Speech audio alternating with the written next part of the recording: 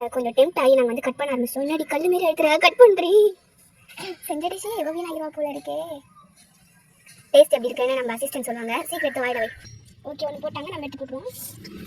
நல்லா தான் இருக்குது, பட் குலாப் ஜாமுன் டேஸ்ட் வரல. இன்னும் கொஞ்சம் ஊறணும். நாங்கள் இப்போ எடுத்துட்டோம். நீங்களும் ட்ரை பண்ணுங்கள். Really taste ultimate. Hello guys, இன்னைக்கு என்னன்னா பிரெட்ல வந்து குலாப் ஜாமுன் பண்ணலாம்னு சொல்லிட்டு பிரெட்ல கொஞ்சோண்டு தண்ணி ஊற்றி நல்லா பேஞ்சிட்டு இருந்தோம். என் அசிஸ்டன்ட் என்ன பண்ணிட்டாங்க, கொஞ்சம் தண்ணி அதிகமாக ஊற்றிட்டாங்க. அந்த அசிஸ்டன்ட் நேம் என்னன்னு இந்த வீடியோ லாஸ்ட்டில் உங்களுக்கு தெரியும். ஓகே, அது ஃபஸ்ட்டு நல்லா பேஞ்சுக்கோங்க. பேஞ்சிட்டு குட்டி குட்டி பால்ஸாக பிடிச்சிக்கலாம். நெக்ஸ்ட்டு இந்த பழத்துக்கு நல்லா வந்துக்கணும். எப்படிமா தண்ணி ஊற்றினதை எடுத்துகிட்டு வந்தேன்னு கேட்டிங்கன்னா, பிரெட் போட்டில் பிஸ்கெட் போட்டு, நீங்கள் பிஸ்கெட்லாம் போட வேணாம், பிரெட் இருந்தால் போட்டுக்கோங்க. அப்புறம் இந்த மாதிரி குட்டி குட்டி உருளையை பிடிச்சி வச்சுக்கோங்க. ஆக்சுவலி இது ஒரு 2 நாள் முன்னாடி செய்ய வேண்டியது. அசிஸ்டன்ட் வந்து ஆப்சென்ட் ஆகிட்டாங்க. ஒன்றும் இல்லைங்க, உத்தரத்துக்கு சோறு வாங்கி சாப்பிட போயிட்டாங்க. நானும் அதுக்கு தான் போனேன். பார்த்தீங்களா, இப்போ நல்லா வந்து உருண்டை பிடிச்சிருக்கோம். அந்தளவுக்கு கிளியராக தெரியாதுன்னு நினைக்கிறேன். கிளைமேட் கொஞ்சம் டல்லாக இருக்குது, அட்ஜஸ்ட் பண்ணிக்கோங்க. இதை பார்த்தாலே தெரியுது சிறுசாக பிடிச்சது யார், பெருசாக பிடிச்சது யாருன்னு. ஓகே, இப்போ அதை பிடிச்சிடலாமா? ஃபஸ்ட்டு அடுப்பை பற்ற வைக்கணும். அசிஸ்டன்ட் அந்த வேலையை தான் பார்த்துட்டு இருக்காங்க. நம்ம கொஞ்ச நேரம் உட்காந்துருக்கோம். எங்களோட ஒர்க்லேருந்து இந்த அடுப்பை பற்ற வைக்கிறது ரொம்பவே பெரிய வேலை. என்ன பண்ணுறது, இதுக்குள்ளே வெறுக நுழைச்சி அதில் கற்பூரத்தை வச்சு இது இடையில ஆஃப் ஆகும். கேஸ் அடுப்பாக இருந்தால் கூட பரவாயில்லப்பா. அது மட்டும் இல்லை, இந்த ஒரு வீடியோக்கு மட்டும் ஒரு 10 லைக்கும் ஒரு 3 சப்ஸ்கிரைபரும் வந்தாங்கன்னா what is inside my bag video போடுறேன். தயவு செஞ்சு ஒரு 10 லைக் மட்டும் போதும் இந்த ஒரு வீடியோ. எடுத்து பார்த்தீங்கன்னா அசிஸ்டண்ட்டுக்கு நான் ஒரு இன்க்ரீடியனாக எடுத்து வச்சுட்டு இருந்தேன். சர்க்கரை, அப்புறம் எண்ணெய். இது வெயிலில் வச்சதுக்கே சுடுதுப்பா. என்ன வெயில். அதே போல் எனக்கு இந்த பாட்டை பார்த்ததுலேருந்து பாட் பிரியாணி செய்யணும் போலே இருந்தது. ஒரு நாள் இது உங்களுக்கு பிரியாணி செய்கிறேன்.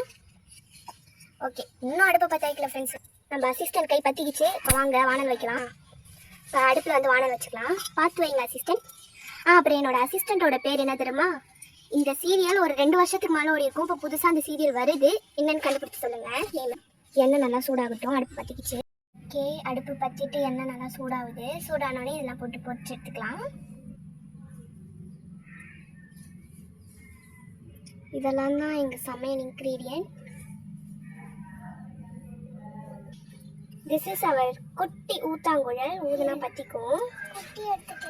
இருங்க பாருங்க எப்படி ஆவி பறக்குதுன்னு. மூஞ்செல்லாம் ஜெயிச்சிட்டா மாறாங்கிற மாரி தாங்க. இந்த அடுப்பில் எப்படியோ அதை போட்டு பொரிய ஆரம்பிச்சிருச்சு.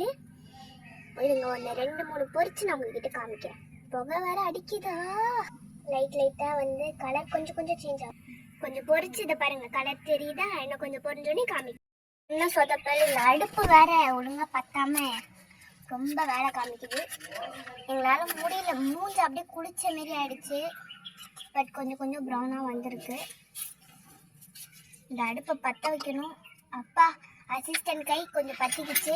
எங்கள் மூஞ்சி சும்மாவே பார்க்க முடியாது, இல்லை சுத்தமாக பார்க்க முடியல. இவ்வளோ தான் நாங்கள் பொரிச்சிருக்கோம்.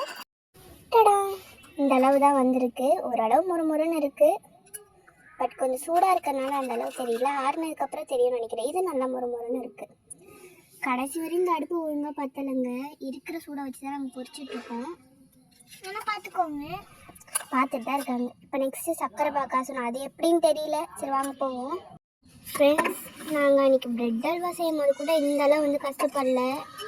ரியலி இந்த வாட்டி செம்மையாக இதாகிடுச்சு. அடுப்பு ஒரு வாட்டியும் பற்ற வச்சு ஆஃப் பண்ணி ஷபா குளிச்சிட்டோம் நாங்கள். சர்க்கரை பாக்கு வேறு இதை பாருங்கள் எவ்வளோ புகை போகுதுன்னு. குப்பையாகவே ஆயிடுச்சு. நாங்கள் கஷ்டப்பட்டு அதில் பாதி எடுத்து போட்டு இவ்வளோ பொரிச்சு வச்சுருக்கோம். இதாவது நல்லா காயணும். பார்ப்போம். ஆனால் போன வாட்டி நாங்கள் எங்கள் அம்மா வந்து அடுப்பு பற்ற வச்சு கொடுத்தாங்க. இந்த வாட்டி சுத்தமாக முடியல. போன வாட்டி வீடியோ எடுக்கவே சூப்பராக இருந்தது. இந்த வாட்டி அப்பா மைக்க வந்துடுச்சு. இன்னும் புகை இதுக்கு மேலே எங்களால் முடியாது. அப்படி உட்காந்து எழுதிட்டு வந்து பாருங்க. சக்கரை பாகு வேற சீக்கிரம் காய மாட்டேங்குது. மேலே போகுது இல்லையா, அதெல்லாம் எங்கள் மூஞ்சில தான் அடிக்குது. மூஞ்சி கழுவிட்டோம். அதுக்காக ஒரு 9 லைக் ஆச்சு போடுவோம். அப்போ மூச்சு முட்டுதுரா சாமி. அடுத்த வாட்டிலாம் இதில் தான் செய்யணும். அப்போ அகல் விளக்க வச்சுக்க வேண்டியதான். பெரிய கிச்சனில் கூட சமைச்சிடலாம் அந்த குலாப் ஜாமுன். தயவு செஞ்சு குட்டி கிச்சனில் தவறான முடிவு எடுத்துறாதீங்க. அது குலாப் ஜாமுன் சமைக்கவே கொதிச்சிருச்சு. நாங்கள் எடுத்துருக்கோம். நீங்கள் நல்லா கொதிக்க விட்டுக்கோங்க. ஏன்னா உங்களுக்கு சக்கரை பாக்கு எப்படி இருக்குன்னு தெரியும். எல்லாத்தையும் போட்டுட்ருக்கோம். இதுக்கு மேலேயும் கொதிக்க வச்சா எங்கள் நிலமை பாருங்கள். அப்படி இது புகையுது. ஊறினதுக்கப்புறம் டேஸ்ட் எப்படி இருக்குன்னு சொல்கிறோம். அவங்க எல்லாரும் பாய் மட்டும் பாடி பார்ப்பாங்க, கேர்ள் எல்லாரும் பார்ப்பாங்க.